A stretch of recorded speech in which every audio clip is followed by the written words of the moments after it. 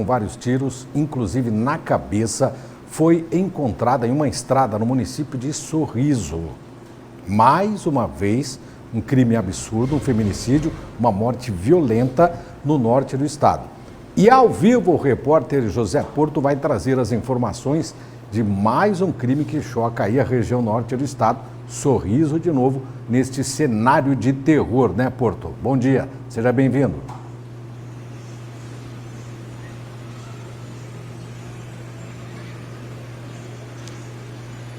Obrigado, bom dia Oliveira Júnior, bom dia a todos ligados com a gente aqui no Cadeia Deles. Pois é, Oliveira, mais um número da estatística, né, da violência contra a mulher, no caso aí de homicídio, e a gente sabe que, infelizmente, muitas mulheres estão pagando com a vida. Nesse caso dessa vítima, Oliveira, quem reconheceu o corpo dessa mulher foi inclusive uma prima dela e disse para a polícia que ela era usuária de drogas, pelo menos consumia maconha. E acabou deixando duas crianças pequenas, era mãe de 2 filhos e foi morta a tiros, como você já colocou aí. O que chamou a atenção das autoridades lá no município de Sorriso é que foram vários disparos, inclusive, Oliveira, de uma pistola 9mm, ou seja, quem matou essa mulher tinha esse crime planejado e utilizou uma arma, que é uma arma especializada, né? A maioria dos policiais não tem uma pistola 9mm, mas o atirador que executou essa mulher estava com uma arma dessa, porque ao lado do corpo dela foi encontrado aí vários cartuchos, né, de munições de 9mm. Ela foi identificada pela polícia, Luana Santana Ferreira de Melo, de 26 anos de idade, Oliveira, uma jovem. E a suspeita, é claro, que ela foi executada num outro local, lá em Sorriso, e o corpo dela foi jogado às margens de uma estrada vicinal, a estrada da linha Celeste. O pessoal foi trabalhar de manhã, logo cedo, hoje na terça-feira, e se depararam com o corpo dessa jovem jogado às margens da estrada e, claro, acionaram a polícia. A polícia está fazendo vários levantamentos ainda para saber, né, do último paradeiro, com quem que ela estava, mas a suspeita é de que mataram ela em um outro local e fizeram aquela famosa desova do corpo, jogaram o corpo dela às margens dessa estrada, Oliveira. Ainda não há suspeitos quanto a isso, o que se tem, né, de informação é que naturalmente era um crime planejado, porque ela foi executada a tiros de pistola 9mm, corpo jogado às margens de uma estrada, ou seja, pegaram essa mulher em algum lugar, na cidade, na casa dela, não se sabe ainda.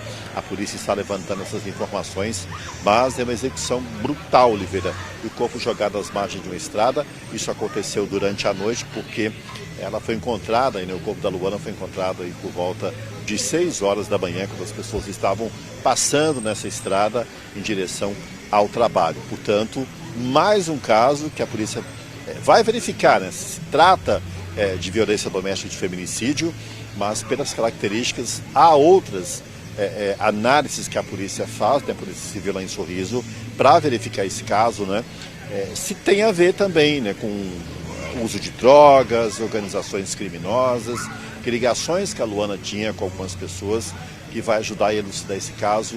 Mas é uma moça de 26 anos, mãe de 2 filhos, que acabou morta, executada a tiros de pistola, e o corpo jogado às margens de uma estrada vicinal na zona rural de Sorriso. Um caso que choca, né, Oliveira? E mais uma estatística aí de execução de mulheres em Mato Grosso.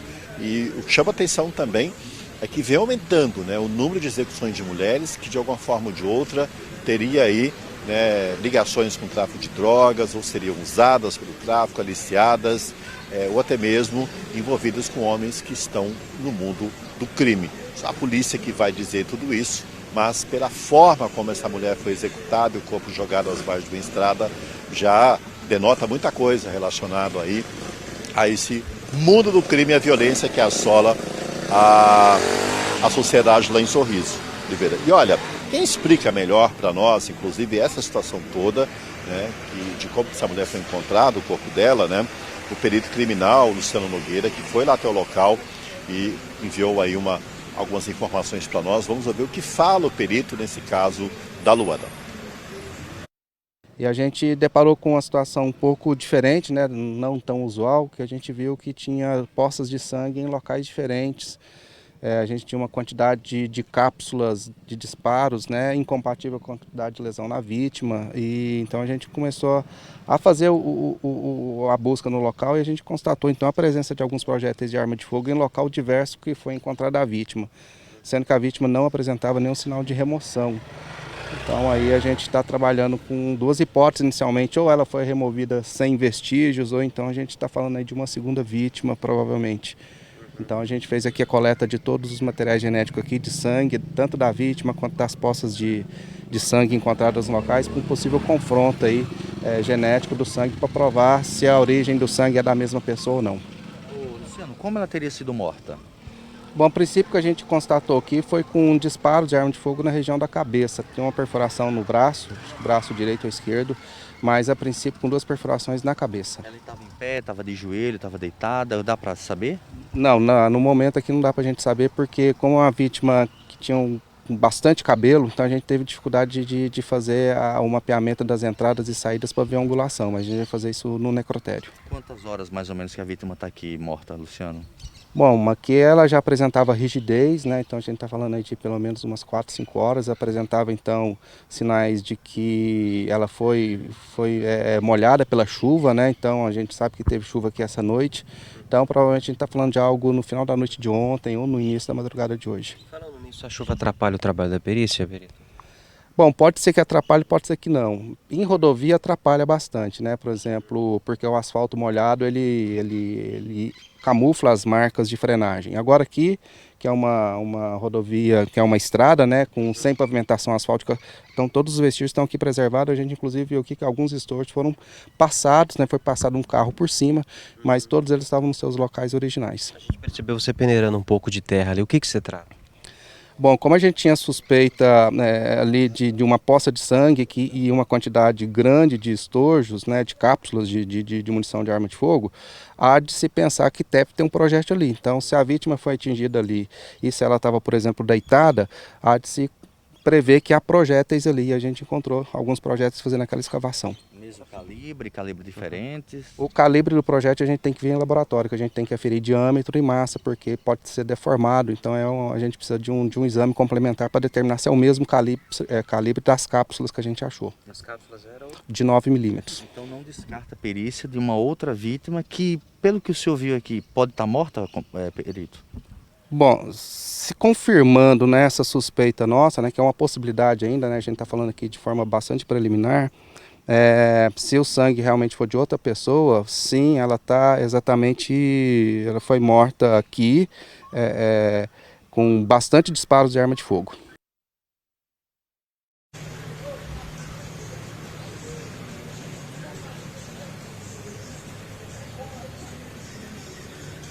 Bom, são situações, Oliveira, que a perícia oficial, né, trabalha, a Politec e o perito Luciano colocando isso, e claro, tem mais um caso da barbárie, da violência no norte de Mato Grosso, Sorriso, que infelizmente é uma das cidades mais ricas do estado, a capital do agro, e que também, né, se tornou aí uma das cidades mais violentas do país.